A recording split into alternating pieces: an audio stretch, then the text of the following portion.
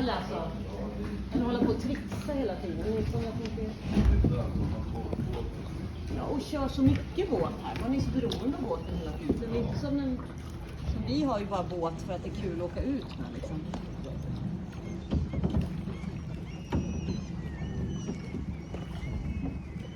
Du får hålla i telefonen, eller?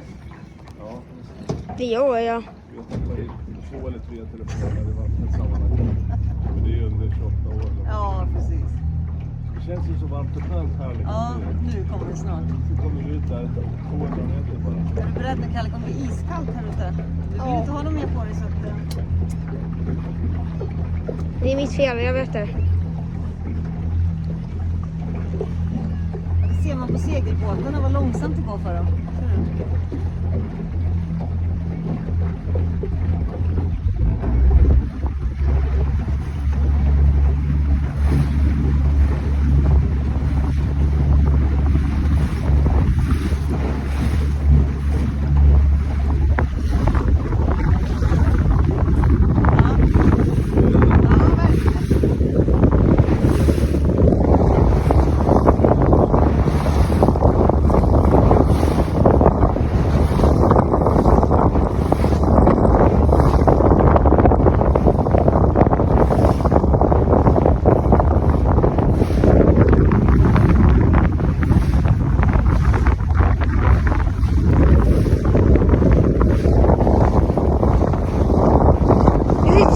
Alltså det är ont!